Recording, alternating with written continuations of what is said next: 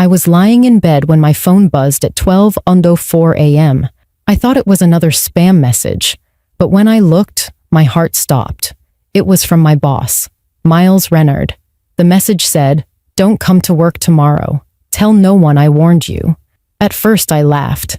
It had to be a joke, right? I asked him, "Why? What's going on?" A few seconds later, he replied, "Please, just trust me." Something in his words felt off. I'd never heard him sound like that before. I sat up, my chest tight, staring at my phone screen. 10 minutes later, I heard sirens outside.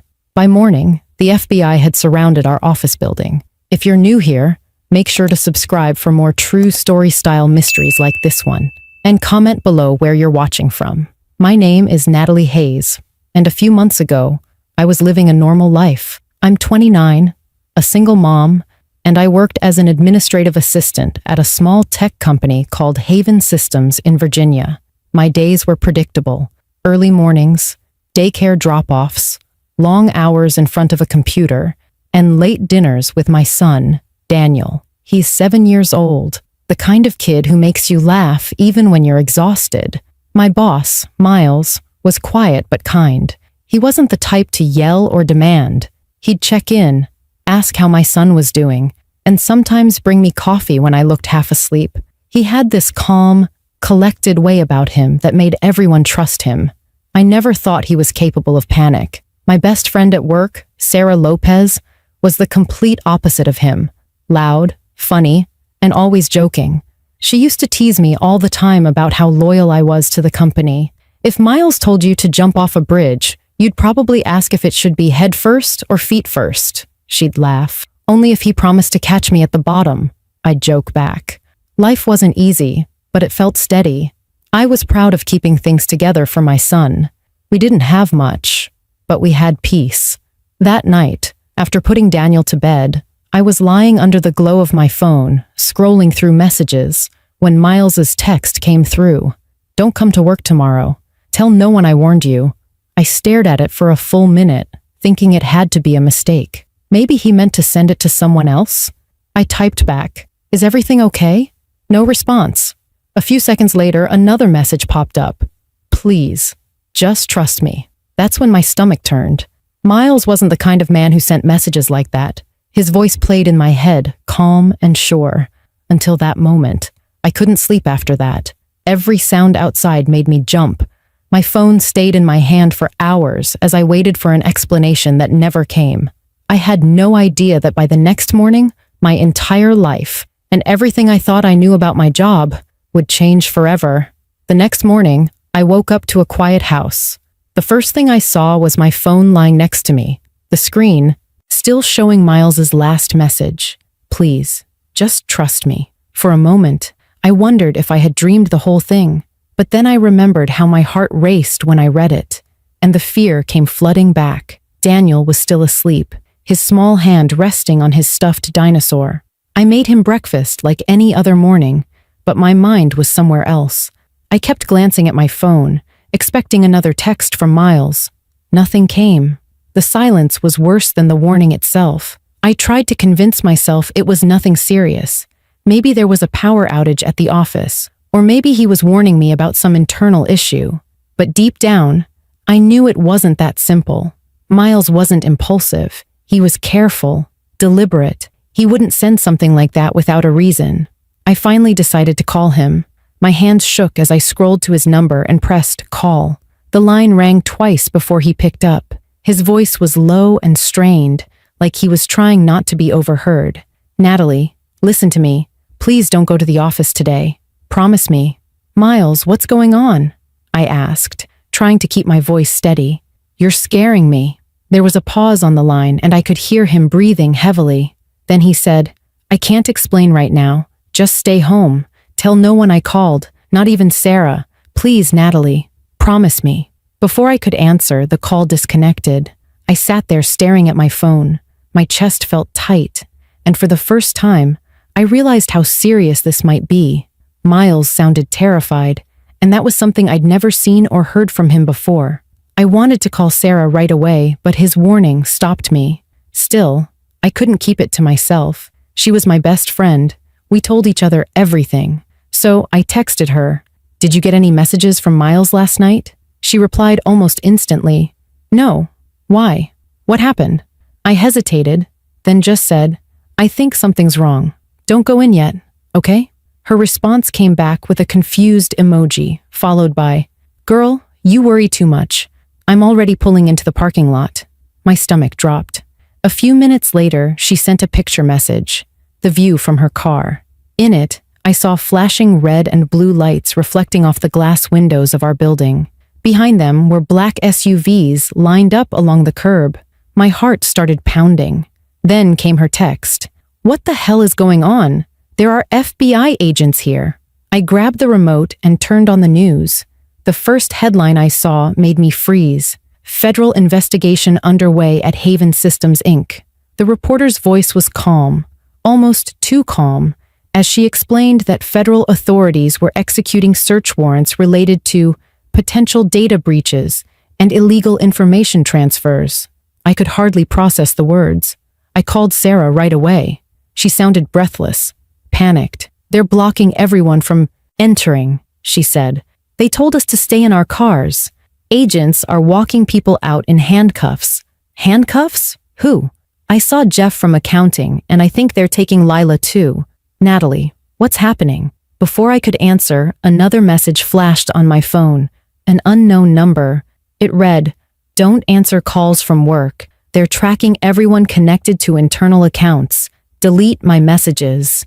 My throat went dry. It had to be Miles. My hands shook as I reread the text. I felt like I was caught in the middle of something I didn't understand, something that could ruin lives. For the rest of the day, I couldn't think straight. I paced around my living room while Daniel built Lego towers on the floor. I kept checking the news, refreshing updates, waiting for Miles's name to appear. By evening, the headlines grew darker. FBI sources confirm possible corporate espionage at Haven Systems. The words sounded unreal, like something out of a movie. But this wasn't fiction. This was my job, my boss, my life. I got one last message before midnight. It was a voice memo, only 3 seconds long. Miles's voice was trembling. He said, "Don't trust anyone, I'm sorry." Then silence. I replayed it over and over, trying to understand what he was caught in. Was he part of it? Or was he trying to protect me? Outside, the night was eerily quiet. I felt like I was being watched, even though I knew that was probably just fear talking. Still, I locked every door, checked on my son, and left the lights on. That was the first night I didn't sleep at all. I didn't know it then, but the real danger hadn't even started yet. I woke up the next morning with the uneasy feeling that something was about to break open. The air outside felt different, thick, still, heavy. My phone was buzzing non-stop with notifications, messages from coworkers, and missed calls from Sarah. Every text had the same question. "What's happening? Do you know anything?"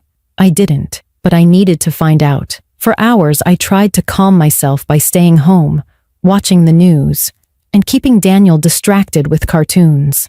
The television kept repeating the same footage of the FBI outside our building, agents carrying out boxes of computers and files. I could recognize people I'd worked beside every day. Some were crying, others looking straight at the cameras, faces pale and lost. At around 9 a.m., Sarah called again, her voice breaking. "Natalie, they're questioning everyone. They're saying Miles is involved in something big, like espionage or something with defense contracts. They won't let anyone leave." Espionage. The word sounded unreal. Miles? The man who stayed late helping interns fix spreadsheets? I couldn't believe it. My gut told me there was more to the story. I tried calling him again, but his number was disconnected. I sat at the edge of my bed, shaking. Something deep inside me refused to stay quiet. I had to see for myself what was going on. I grabbed my keys, kissed Daniel on the forehead, and told him to stay with our neighbor, Mrs. Jensen. She was kind and trusted me, though I could see the worry in her eyes when she noticed my trembling hands. "Are you sure you should go out, honey?" she asked softly. "I just need to see what's happening. I'll be back soon," I said. The drive to the office felt longer than usual. The roads were lined with unmarked black cars and local police cruisers blocking the main street. By the time I turned the last corner, I could see the flashing lights from a distance. The building where I'd worked for 5 years looked completely different now. It wasn't just a workplace. It was a crime scene. I pulled over a few blocks away and got out of the car. Reporters stood behind barricades, shouting questions at agents coming and going.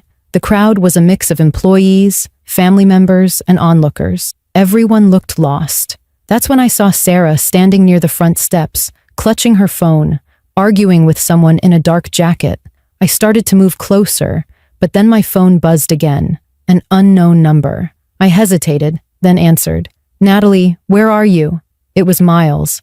His voice was rushed, desperate. "At the office." "Miles, what's going on? The FBI is everywhere. They're saying—" He cut me off. "Turn around right now. Don't let them see you. They'll question you. They're looking for anyone connected to me." "What are you talking about? Why would they question me?" "Because they think I leaked classified data. But I didn't. Someone set me up and they're cleaning house to cover it. Don't trust anyone from upper management, not even IT. They've been part of it from the start." My throat went dry. "Then why did you text me?" He paused. "Because you don't belong in this. You have a son.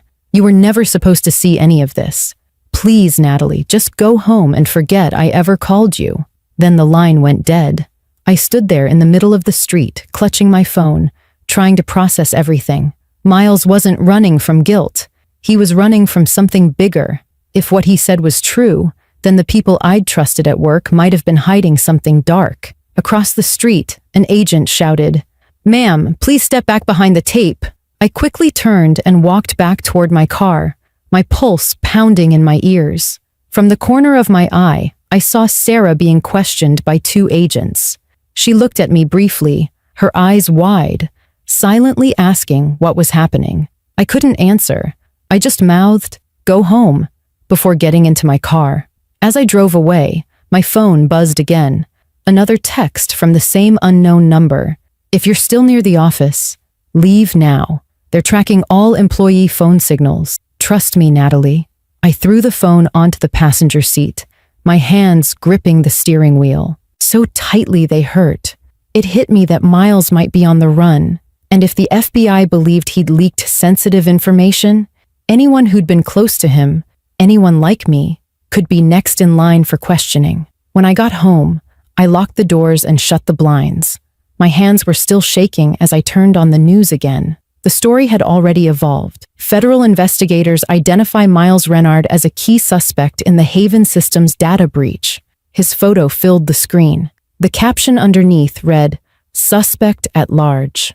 My stomach turned. I knew that image wasn't the full truth. The fear in his voice, the urgency in his words. It didn't sound like guilt. It sounded like someone trying to warn me before something worse happened. I sat on my couch in silence, the house too quiet, my heart too loud. I knew I couldn't tell anyone, not even Sarah, what Miles had said. But one thing was clear.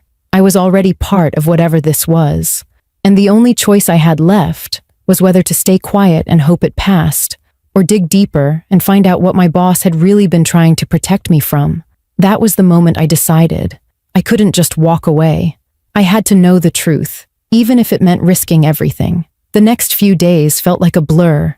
Every time I turned on the news, the same image of Miles filled the screen. The quiet, dependable man I'd known for years now labeled as a criminal. The headlines called him a key suspect, a corporate spy, a federal fugitive. Each word made my stomach twist tighter. The FBI claimed he had stolen classified defense software data and sold it to foreign contractors, but that didn't make sense. Miles didn't even like sharing his Netflix password, let alone government secrets. I tried to stay calm for Daniel's sake. He could tell something was wrong. One night, he asked, "Mom, is your work okay? You look sad." I forced a smile and said everything was fine, but inside, I was falling apart. Every knock at the door made me jump. Every car slowing down near the house made my pulse quicken. I felt like I was being watched. Then, 3 days after the raid, something strange happened. When I came home from dropping Daniel at school, there was a small brown envelope sticking out of my mailbox. No return address, no name. My first thought was that it was junk mail, but when I picked it up, it was heavier than it looked. I tore it open on the kitchen counter. Inside was a small silver flash drive and a folded note that said, "You deserve to know the truth." My heart nearly stopped. I knew it was from Miles. I locked the door, closed the curtains, and sat down with my laptop. For a moment, I hesitated, afraid of what I might find. Then I plugged the drive in. It contained dozens of emails, documents, and screenshots, all addressed to government officials, lawyers, and news outlets. The subject lines told the story before I even opened them. Illegal, contracting activity at Haven Systems, evidence of data manipulation, whistleblower submission. Miles hadn't stolen anything. He had been trying to expose the company's crimes. I clicked through one email after another, reading how he had discovered that Haven Systems was secretly modifying software sold to the US government. The altered code allowed third parties, foreign buyers, to access secure data without authorization. It wasn't a mistake. It was deliberate.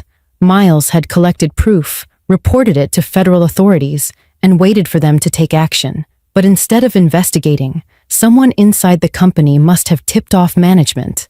They'd turned the story around, painting him as the traitor. I sat frozen in front of the screen, reading his final message at the bottom of the folder. "If you're reading this, I didn't make it far. Don't trust anyone from Haven. Protect yourself and your son. The truth will come out. M." My chest felt heavy, and tears blurred the screen. I had trusted him, and now I knew he had trusted me too. Enough to send this. I knew I couldn't keep it. Holding evidence like this could destroy my life if anyone found out. But deleting it wasn't an option either. I had proof that could clear his name and expose something much bigger than I ever imagined. I thought about calling the FBI directly, but his words echoed in my head. Don't trust anyone from management. I didn't know who was dirty and who wasn't. That night, after putting Daniel to bed, I made my choice. I created an anonymous email account and attached the files. I sent them to 3 major news outlets and 1 government watchdog group with a single message. This is what really happened at Haven Systems. Then I deleted every trace from my computer and the flash drive itself. For a long moment, I just sat there in the dark, listening to the hum of the refrigerator and my own heartbeat. I knew there was no turning back. Whatever happened next would change everything. The following morning, the story exploded. The headlines were everywhere. Whistleblower evidence confirms internal corruption at Haven Systems. New documents suggest cover-up in federal case.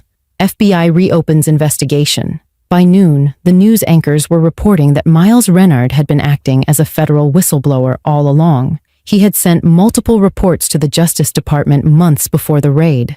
Internal emails showed that executives at Haven Systems had framed him to protect themselves. Arrest warrants were issued for several top managers, including the company's CEO. I watched it all unfold from my couch, numb and speechless. It felt surreal. The same agency that had stormed our building was now clearing Miles's name. But even as justice began to unfold, one question haunted everyone. Where was Miles? The news said he had vanished after the raid. No one had seen him since. The FBI called him a protected informant and refused to release any details. Deep down, I knew he was alive. The envelope in my mailbox wasn't a goodbye. It was a sign that he trusted me to finish what he started. That night, I went outside for the first time in days. The air was cool, the sky clear. For the first time since that text message at midnight, I felt a strange peace settle over me. Miles hadn't betrayed anyone. He'd risked everything to do the right thing. And in a way, so had I. As I stood on the porch, I whispered into the quiet night. You were right. I trusted you. The wind picked up softly, brushing against my hair. It almost felt like an answer. I turned off the porch light and went inside, holding on to the hope that wherever Miles was, he finally knew that the truth had come out, and that someone had believed in him after all. But deep down, I couldn't shake the feeling that our story wasn't finished yet. Months passed, but the memory of that week never left me. The raid, the news headlines, and Miles's voice on that last call all stayed with me like shadows that refused to fade. At first, I thought the noise would die down once the truth came out. The media storm had cleared his name, the executives were arrested, and Haven Systems collapsed almost overnight. But peace didn't come as quickly as I hoped. Even after justice was served, my life didn't feel normal again. Every time my phone buzzed late at night, I felt a sharp pulse of fear. Every white SUV on my street made me check twice before relaxing. I knew I wasn't in danger anymore, but the feeling of being watched had settled deep inside me. It took months before I could walk into an office building without my hands trembling. After Haven shut down, I lost my job along with everyone else. The company's name had become poison in our town. People whispered about who knew what and who had been part of it.